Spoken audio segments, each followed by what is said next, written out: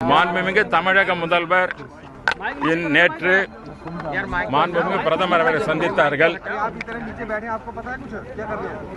பிரதமர் அவர்களுடைய சந்தித்த பிறகு தமிழக அரசு மாண்புமிகு தமிழக முதல்வர் அவர்கள் ஜல்லிக்கட்டை தமிழகத்தில் உடனே நடத்த வேண்டும் என்பதற்காக ஒரு அவசர சட்டத்தை கொண்டு வருவதற்காக தமிழக அரசின் மூலமாக வேண்டிய ஏற்பாடுகளை செய்திருக்கிறார்கள்.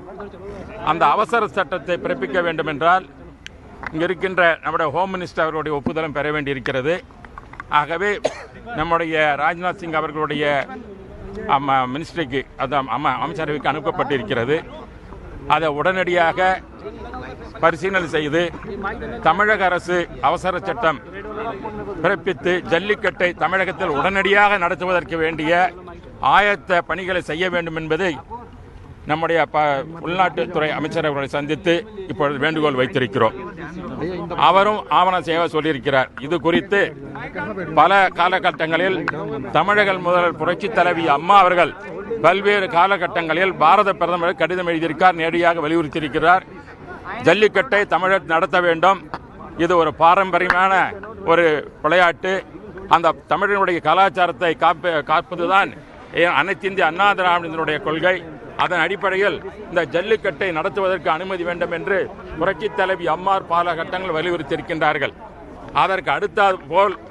அதற்கேற்றாறு போல் எங்களுடைய கழகத்தினுடைய பொதுச் செயலாளர் சின்னம்மா அவர்களும் அறிக்கைகளை விடுத்திருக்கிறார்கள். மத்திய அரசை கேட்டுக் கொண்டிருக்கிறார்கள் ஜல்லிக்கட்டை உடன் நடத்த வேண்டும் என்று.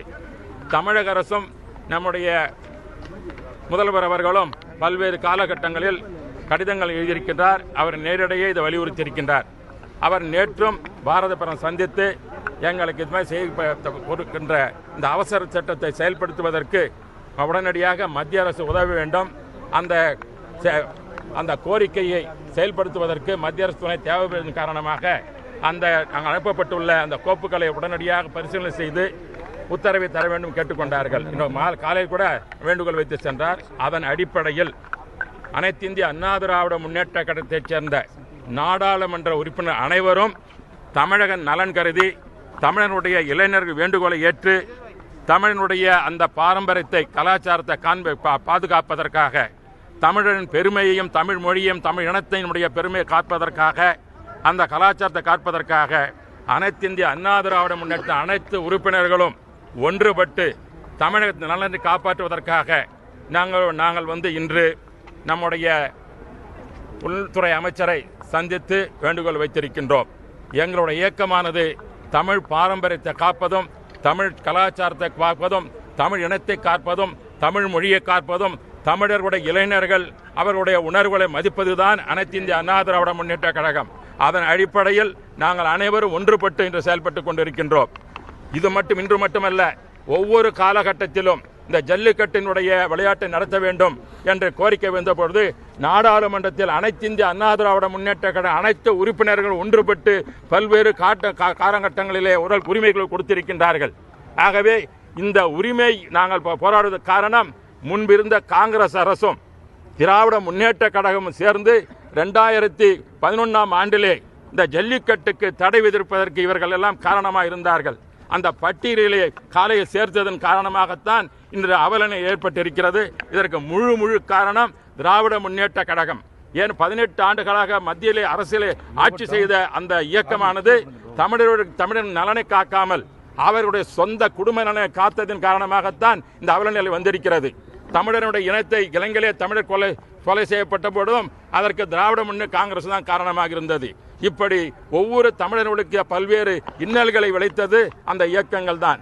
அதற்காக புரட்சி தலைவி அம்மா அவர்கள் ஒவ்வொரு காலம் போராடி தமிழர் உரிமையை காப்பதற்காக போராடி புரட்சி தலைவி அம்மா அவர்கள் அது காவிரி நீர் பிரச்சனை இருந்தாலும் சரி, முல்லை பிரச்சனை இருந்தாலும் சரி, பாலாற்று பிரச்சனை இருந்தாலும் சரி, இலங்கை தமிழர்களுடைய பிரச்சனை இருந்தாலும் சரி, அதே போல கச்சை எந்த ஒவ்வொரு காலகட்டத்திலும் தமிழருடைய உரிமையை காப்பாற்றிய புரட்சி தலைவி அம்மா அவர்கள். அதே போல்தான் ஜல்லிக்கட்டு என்ற அந்த பாரம்பரிய தமிழ் கலாச்சாரத்தை காப்பாற்ற வேண்டும் புரட்சி தலைவர் ஒவ்வொரு காலம் போராடினார்கள். அதன் அடிப்படையில் தான் இன்று அதே வழியில் தான் நம்முடைய அரசு தமிழக அரசு செயல்பட்டுக் கொண்டிருக்கிறது. புரட்சி தலைவனுடைய வழியிலே வந்த சின்னம்மா அவர்களும் தமிழக முதல்வர் அவர்களும் சேர்ந்து இந்த உரிமையை பெறுவதற்காக போராடி இருக்கின்றார்கள். மத்திய அரசானது காலம் தாழ்த்தாமல் ஏனென்றால் நினைத்திருந்தால் பாரதிய ஜனதா கட்சி 2011 தீர்வு கண்டிருக்கலாம். அவர்களும் காலம் தான் இந்த தமிழகத்தில் இந்த ஒரு நிலைமை ஏற்பட்டிருக்கிறது. எந்த அங்கே போராட்டம் நடைபெற்றுக் கொண்டிருக்கிறது. இந்த அறவழி போராட்டத்தில் எந்த இடையூறும் ஏற்படவில்லை. ஆக இருப்பினும் அந்த இளைஞர்களுடைய உணர்வுகளை மதித்து இன்று தமிழக அரசு நல்ல முடிவு எடுத்திருக்கிறது. அந்த முடிவானது ஓரிரு நாட்களிலே ஜல்லிக்கட்டு தமிழ் நடைபெறும் என்ற நம்பிக்கை எங்களுக்கு இருக்கிறது என்று தெளிவுபடுத்த விரும்புகிறேன்.